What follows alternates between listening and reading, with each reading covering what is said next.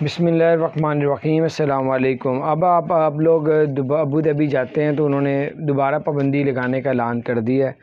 آپ اگر ابو ظبی جائیں گے تو پابندی کا اب آپ کو سامنا کرنا پڑے گا۔ وہ یہ کہ ابو ظبی نے ایک گیٹ لگا لیا تمام بارڈروں پہ، اے ڈی ای۔